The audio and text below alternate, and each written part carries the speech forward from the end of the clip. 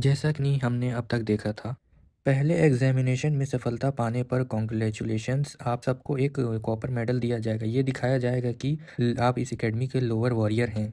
अब आप हमारी एकेडमी के अतिरिक्त स्टूडेंट हैं और अगले 4 सालों तक ट्रेनिंग लेंगे। आज से जब भी आप एकेडमी के किसी भी स्टाफ को जवाब देंगे तो सिर्फ हाँ या ना जवाब नहीं देंगे। आपको सिर्फ डिमोनिक वे से ही जवाब देना है, वरना आप सिर्फ स्टाफ और प्रोफेसर के दिए हुए इरादे को दोहराएंगे। समझे? सिर्फ डिमोनिक वे। तो अब समझ में आया है कि आप सब तो अब समय आ गया है कि आप सब ग्रुप में बैठ जाएं।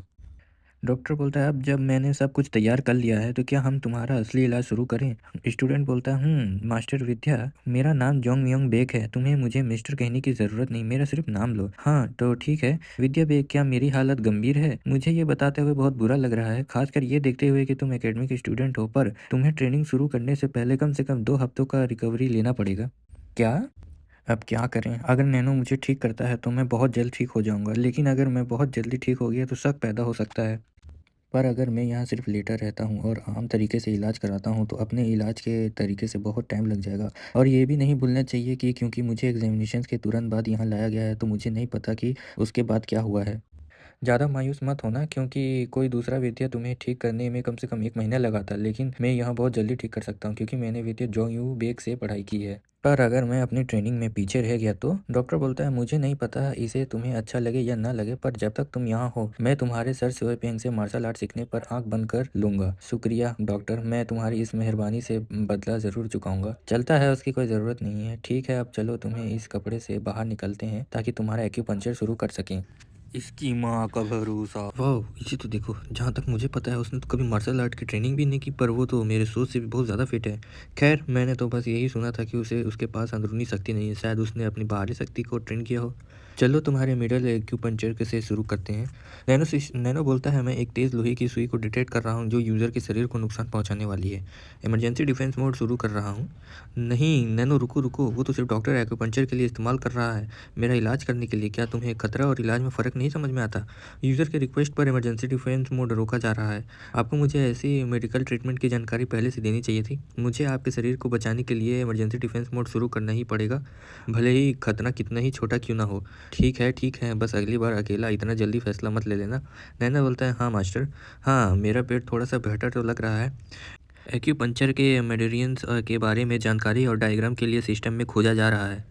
अभी पेशेंट की बॉडी में एक्यूपंक्चर के नीडल्स लगे हुए हैं मिडल रिंग में, जिससे ग्रेट पैलेस और लेफ्ट गेट के साइड में हेवनली पॉइंट जैसे COQ पॉइंट पर। इनमें से 6 मेडेरियन डैमेज है जिसमें कोई सिलिमेट कर रहे हैं ताकि रिकवरी फास्ट हो। वो तुम्हारी वजह से अब सब कुछ काफ़ी आसान लग रहा है समझना। मुझे तो इतना घुर क्यों रहे हो? नर्वस हो रहा हूँ मैं। अब मैं नीडल्स के साथ मुकवाट भी यूज़ करने वाला हूँ, तो थोड़ा रेस्ट कर लो। ठीक है। सोने को बोला था, सोने का मन नहीं होता, लेकिन मैं सो भी नहीं सकता। नैनो हर एक डिटेल मेरे दिमाग में भेज रहा है। लैग 3 माइल्स और सुप्रीम रश और अपर ग्रेड वाइड।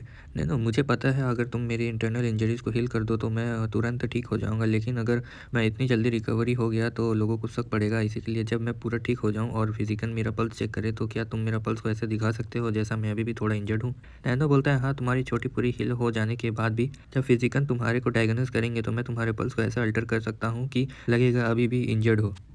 मैं बस पूछ रहा हूँ, लेकिन अच्छा है कि ये पॉसिबल है। अगर मेरा यहाँ 14 दिन तक फिजिकल ब्रेक को ट्रिक कर पाया तो मुझे सर शिवपेंग से अपनी इंटरनल पावर्स को ट्रेन करने का पूरा टाइम मिलेगा। परफेक्ट, बस मुझे हील करते रहो और जब फिजिकल ब्रेक मेरा पल्स चेक करे तो उसे थोड़ा सा इंजर्ड जैसा दिखाना। नैनो बोलता है, जी मास्टर, हीलिंग इंसेनेस कर रहा हूँ, ब्लड फ्लो को इंक्रीज हो रहा है। सीन सुबह का होता है। Student line up to into group for demonic way. अब मैं अगले एग्जाम के लिए रूल्स समझाता हूँ। सभी स्टूडेंट थर्ड एग्जाम के तक एक साथ रहेंगे, अपने एग्जामिनेशन देंगे। सेकंड एग्जाम पास करके मिडल वॉरियर बनने के लिए तुम्हारे पास स्ट्रेटजी और टैक्टिक्स के बेसिक कॉन्सेप्ट पढ़ने होंगे। और तैयारी के लिए तुम्हारे पास सिर्फ 3 वीक्स हैं। सिर्फ 3 वीक्स? इतना कम टाइम काफ़ी होगा क्या? क्या हम स्ट्रेटजी और टैक्टिक्स फाउंडेशन इतने कम टाइम में सीख पाएंगे? तुम लोग को शायद ये सोच रहे हो कि तुम्हें टोटल 20 ग्रुप में क्यों डिवाइड किया गया है। वो इसीलिए क्योंकि 3 हफ्ते खत्म होने के बाद तुम सबको एक दूसरे के अगेंस्ट कंपेट करना पड़ेगा और सिर्फ 10 ग्रुप ही आगे बढ़ पाएंगे। मतलब इस सेकंड एग्जामिनेशन के बाद हम में से आधे लोग फेल हो जाएंगे। साला हमारा ग्रुप में तो हायर रैंक से सेट के स्टूडेंट भी कम है।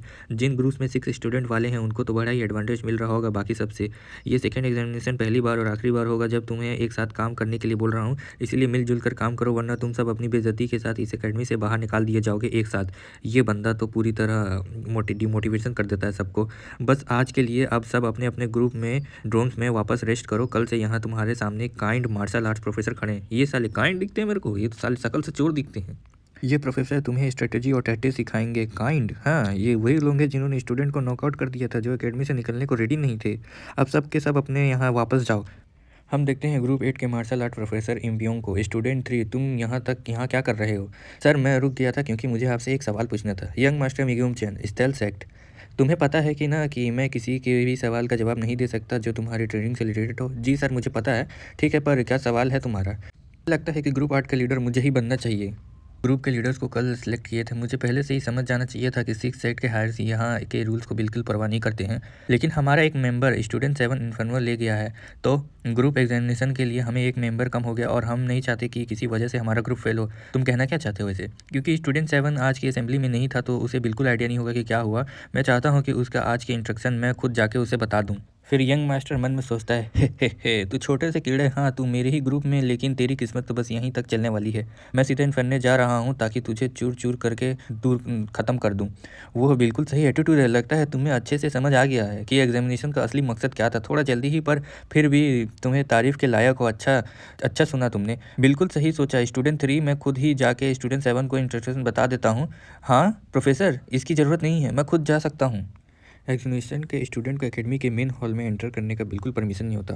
मुझे तो पता ही नहीं था कि मैं मेन हॉल में जाना अलाउ ही नहीं है। साला ये इतना बकवास रूल क्यों है? यह स्टेल्थ सेट के हायर होने का टाइटल झाड़ने का भी कोई फ़ायदा नहीं है, तो शायद अब मुझे रूल्स को ही फॉलो के अलावा और कोई ऑप्शन नहीं है। ठीक है फिर, थैंक यू प्रोफेसर। हाँ, अब जाओ तुम अपने रूम में।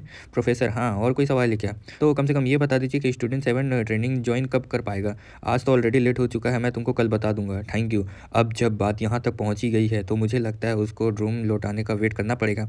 अच्छी तरह से ट्रीटमेंट कर, जल्दी वापस आ छोटे कीड़े। मैं तुम्हें ऐसी तकलीफ दूंगा, ऐसा दर्द महसूस कराऊंगा जिससे कि तू मुझसे मरने की दुआ मांगेगा। और यही सस्पेंस के साथ ये एपिसोड खत्म हो गया है। नेक्स्ट एपिसोड जल्दी आने वाला है। लाइक और सब्सक्राइब कर देना।